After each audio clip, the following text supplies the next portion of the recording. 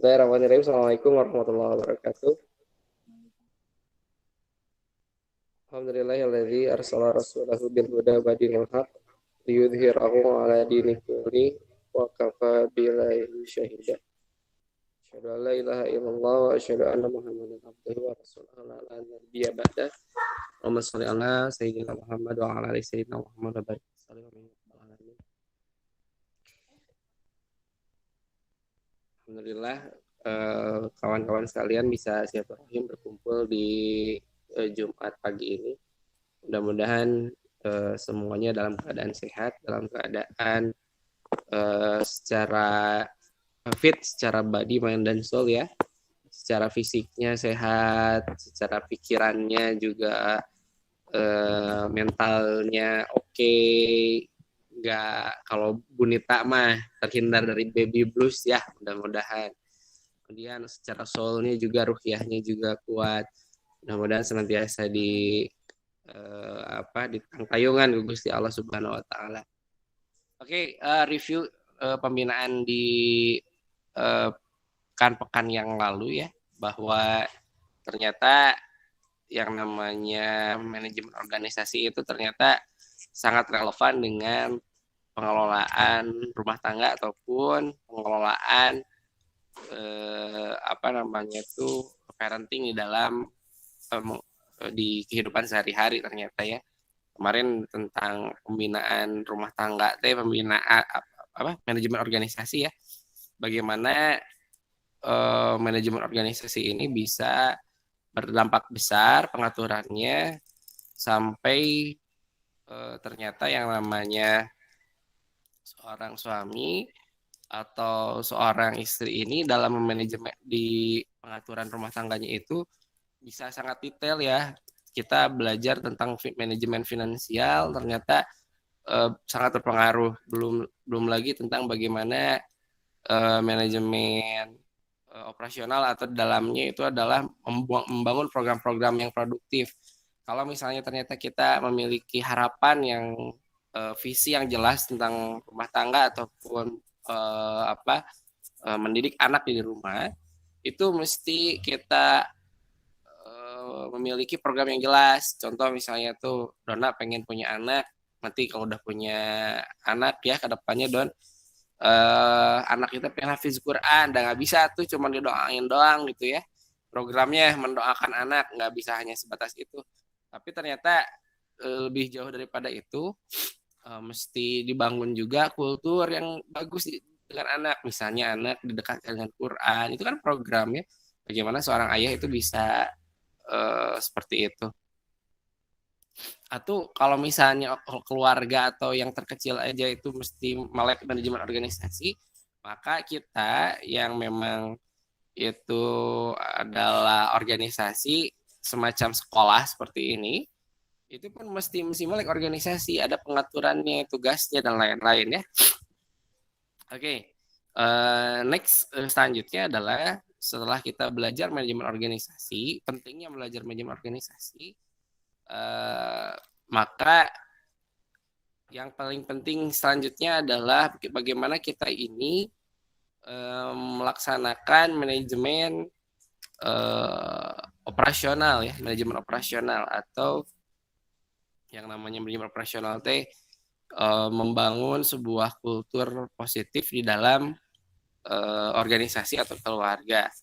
Jadi yang namanya manajemen operasional itu sebetulnya sudah kita laksanakan ya di dalam melaksanakan organisasi TAAM ini ya. Di sekolah TAAM ini udah jelas ada manajemen operasionalnya. Jadi manajemen operasional itu tadi tugas dan fungsinya adalah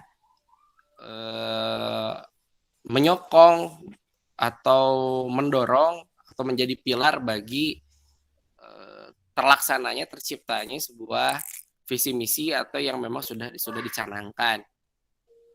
Nah, baik itu berupa keluarga ataupun berupa di TAAM, itu mesti operasional ini mesti dibangun. Nah, manajemen operasional ini ternyata berkaitan dengan kultur atau yang namanya budaya atau kegiatan keseharian. Contoh misalnya ya, kultur yang dibangun di Taam adalah eh, ketika setiap hari ada ngajar setiap hari. Jadi operasionalnya Taam itu adalah yang ngajar, kegiatan belajar mengajar. Jadi kegiatan belajar mengajar lah yang memang menjadi key resources ya, atau key activities, mohon maaf, menjadi key activities di yang namanya eh, di dalam manajemen operasional ini. Jadi di dalam manajemen operasional itu ada yang namanya key activities, ada key resources. Kayak apa sih itu key activities? Apa itu key resources? Jadi yang namanya key activities dan key resources. Key resources itu adalah key activities dulu ya. Key activities, aktivitas kunci dari sebuah kegiatan operasional. Dinamakan sekolah ketika ada kegiatan belajar mengajar. Jadi kalau misalnya dalam sebuah sekolah kegiatan belajar mengajarnya tidak terlaksana, maka udah nggak bisa disebut sekolah lagi namanya. Jadi kayak gitu ya. Kalau misalnya dagang itu kegiatan dagang yang menjadi key resources, key activities-nya, maaf. Jadi kalau nggak ngelaksanain kegiatan itu nggak dikatakan ya nggak afdol. Jadi kegiatan wajib dalam sebuah organisasi. Kalau dalam rumah tangga mungkin ya, key activities-nya itu adalah melaksanakan misalnya pembinaan atau pendidikan anak. Atau kalau misalnya nggak ngelakuin itu, ya bukan keluarga namanya. Ya tergantung visi misinya pada akhirnya. Kalau visi keluarganya adalah keluarga pendidikan, ya berarti kegiatan belajar mengajar anak. Kalau TAM ya kegiatan belajar mengajar ya, sekolah namanya juga. Nah, kemudian ada yang namanya key resources. Nah, key resources ini adalah kalau ada sumber daya yang wajib ada untuk menopang aktivitas kunci tadi. Contoh misalnya adalah kalau kegiatan belajar mengajar ini key resources-nya adalah sumber daya manusianya atau gurunya. Kalau misalnya nggak ada guru, maka nggak akan ada kegiatan belajar mengajar. Nah, ini penting untuk diidentifikasi. Kenapa demikian? Ya, kira Ayana sempat dulu ya Taam, saya curhat sedikit tentang Taam. Dulu kita mau bikin Taam, tapi gurunya nggak ada, yang akan berjalan yang namanya kegiatan belajar mengajar. Gimana juga muridnya udah banyak, tapi nggak ada gurunya, ya nggak akan jalan. Jadi saking pentingnya itu. Jadi identifikasi dua ini adalah sesuatu yang sangat vital ya dalam manajemen operasional atau keberlangsungan dari sebuah organisasi. Oke, itu dulu yang pertama. Nah, yang kedua, dalam manajemen organisasi itu mesti dilaksanakan POACE ya, planning itu adalah perencanaan, organizing atau kepengaturan, ngatur-ngatur, kemudian actuating itu adalah pelaksanaannya, controlling itu adalah pengawasannya, dan evaluasi. 5 ini mesti berjalan. Berjalannya juga itu POACE-nya juga ada yang harian, ada yang sifatnya mingguan, ada yang sifatnya bulanan, ada yang sifatnya 6 bulanan, bahkan ada yang tahunan. Nah, di Taam itu sudah melaksanakannya sebetulnya. Jadi supaya teman-teman ini menjadi kerangka berpikir ya, kenapa sih harus ada yang namanya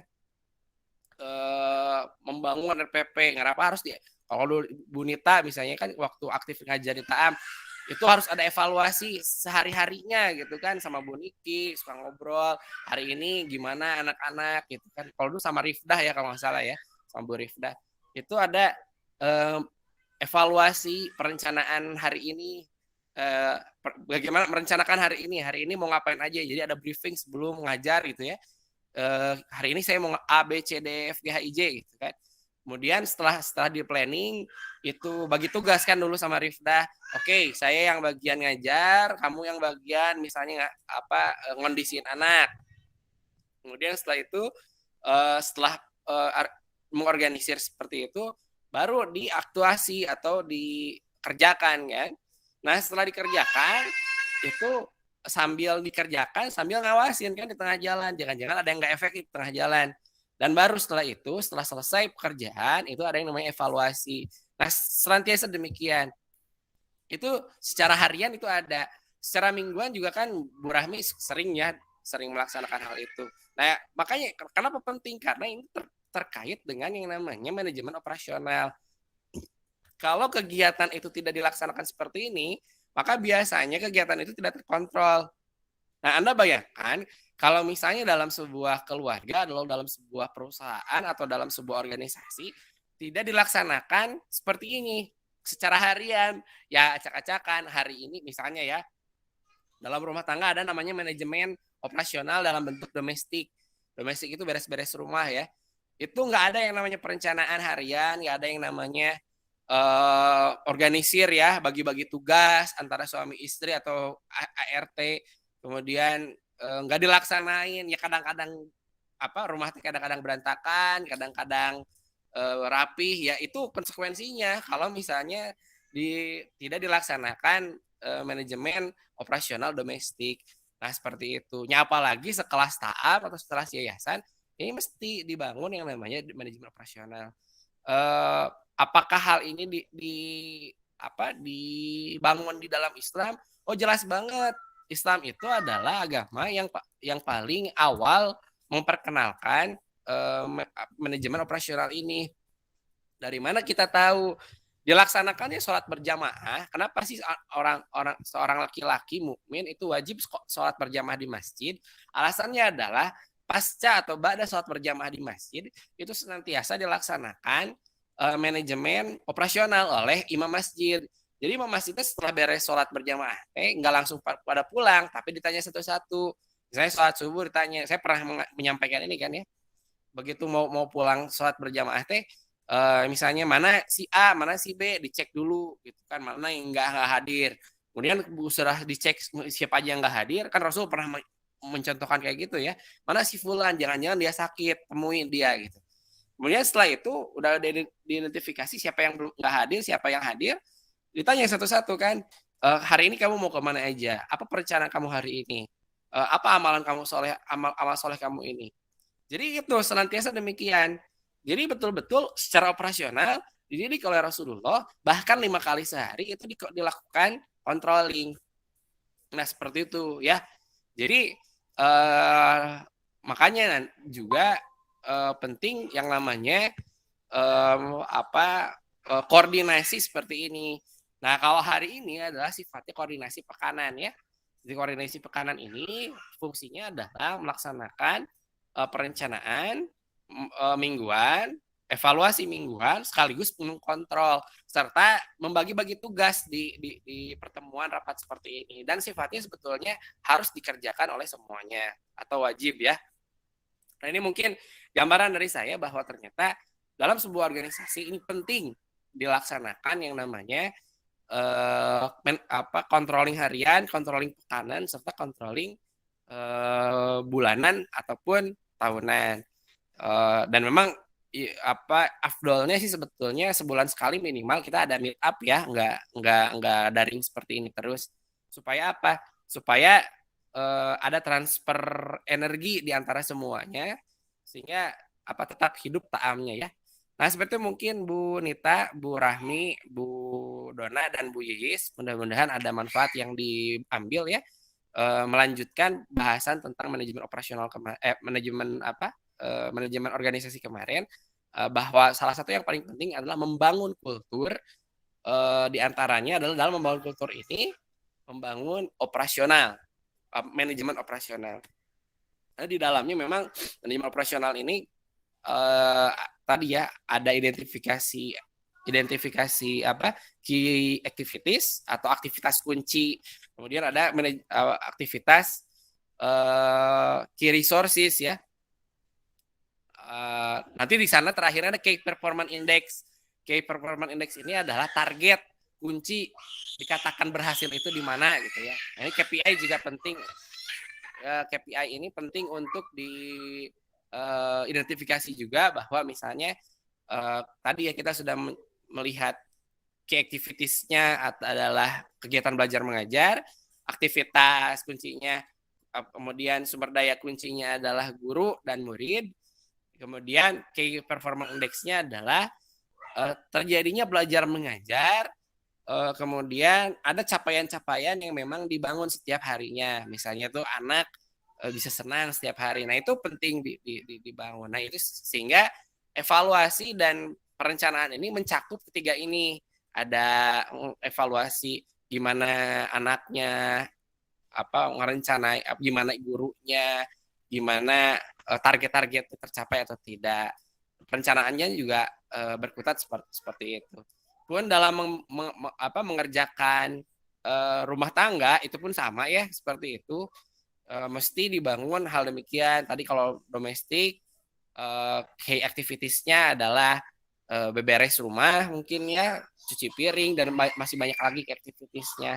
Key resourcesnya mungkin kalau nyuci piring itu mesti ada air mengalir, ada ada sabun. Nah kalau nggak ada itu ya nggak bisa dikerjakan. Kemudian key performance index atau indikator keberhasilannya adalah itu tercapai atau terlaksana atau misalnya bersih piring-piringnya. Belum lagi nanti itu baru tentang domestik, belum berbicara tentang pendidikan anak, belum berbicara tentang manajemen pertukangan di rumah, itu masih banyak lagi. Begitupun di Taam ya, bukan hanya kegiatan belajar mengajar, setidaknya kan di Taam itu ada kegiatan belajar mengajar, ada pembangunan kurikulum. Ya, dua ini yang menjadi aktivitas kunci yang memang mesti dibangun terus. Nah, ini mungkin dari saya ya, mudah-mudahan kawan-kawan sekalian menyimak dan bisa lebih memahami kerangka berpikirnya, sehingga apa yang kita kerjakan itu, misalnya ya, Bu Yiyis, Bu Nita, Bu Niki, Bu Dona, itu mengerjakan perencanaan harian itu ya menjadi ngerti, oh iya ini penting dilaksanakan supaya ternyata karena ini yang menopang Taam ini berdiri. Terima kasih banyak semuanya. Saya serahkan forum evaluasi dan perencanaan ini kepada Bunda Rahmi. Mangga silahkan.